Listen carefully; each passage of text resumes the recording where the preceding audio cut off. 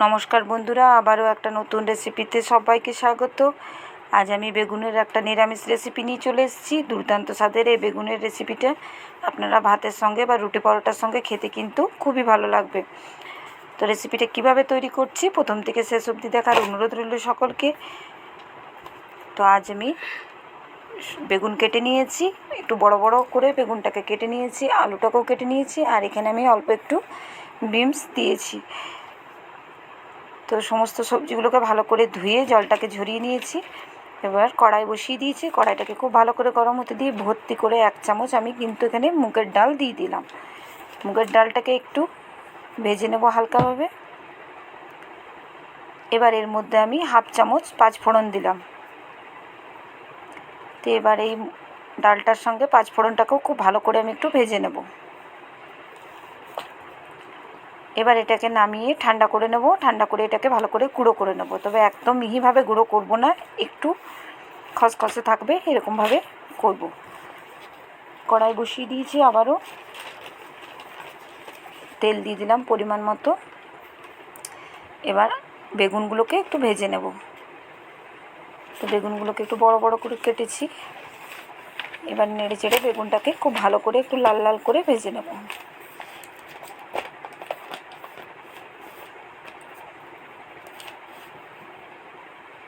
এবার এতে অল্প একটু নুন দিয়ে দিলাম।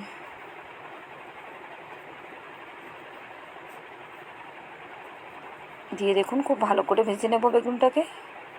কিছুক্ষণের মধ্যে একটা সুন্দর কালার চলে আসবে।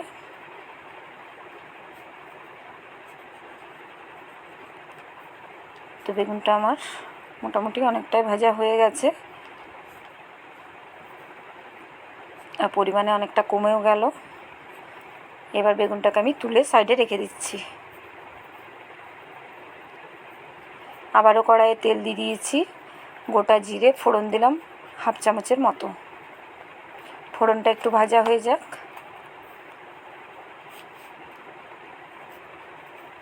তো ফোড়নটা আমার ভালো করে ভাজা হয়ে গেছে। এবার এর মধ্যে আমি কেটে রাখা আলুটা অ্যাড করব।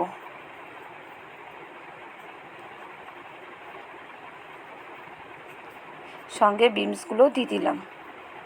দিয়ে এবার ভালো করে ভেজে নেব আলু এবং বিনসটাকে।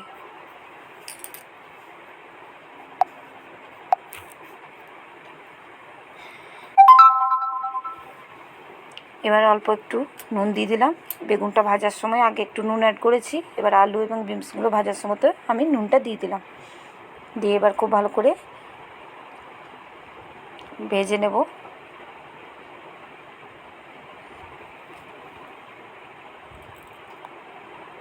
এবার এর মধ্যে একটা টমেটো দিয়ে দিচ্ছি।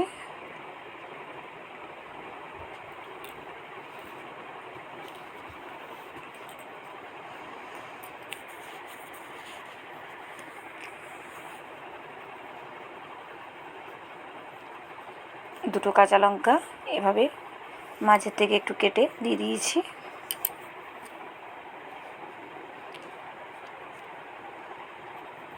আর এভাবে নাড়তে থাকতে হবে।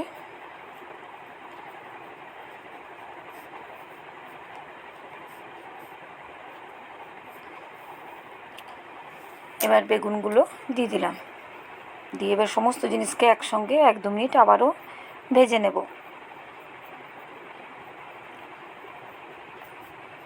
একঘেয়েমি বেগুনের রেসিপি যদি ভালো না লাগে, সেক্ষেত্রে এভাবে নিরামিষ দিনে তৈরি করে দেখতে পারেন।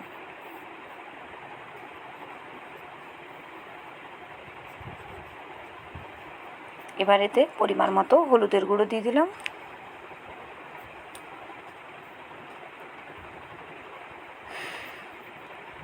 জিরের গুঁড়ো 1 চামচ দিলাম।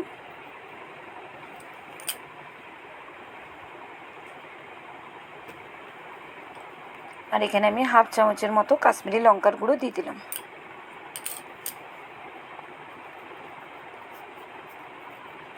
এবার সমস্ত জিনিসকে খুব ভালো করে মিশিয়ে নেব। তো এখন আমি অল্প একটু জল অ্যাড করব এর মধ্যে, তা নাহলে তলায় লেগে যাবে মশলাটা। তো মশলাটা যাতে পুড়ে না যায় সেই জন্য একটু জল অ্যাড করলাম।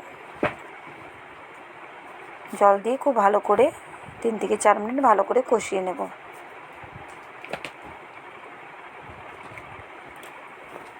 খুব সুন্দরভাবে আমার কষানো হয়ে গেছে।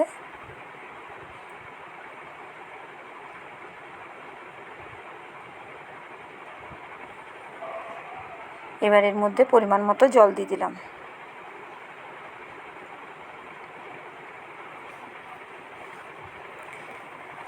এবার এটাকে ঢাকা দিয়ে আমি কিছুক্ষণ রান্না করে নেব।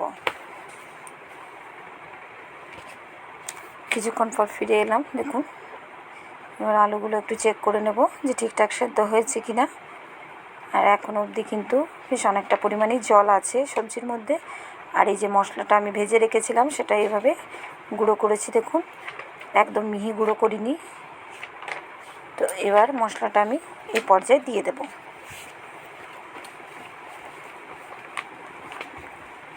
এবার উপরের থেকে মশলাটা আমি ছড়িয়ে দিচ্ছি,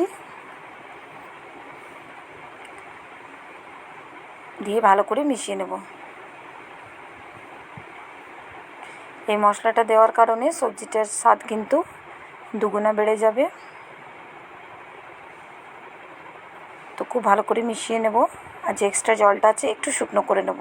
চাইলে এই পর্যায়ে আপনারা নামিয়ে এটা কিন্তু খেতে পারেন, তবে একটু শুকনো করলেও খেতে ভালো লাগবে আবার।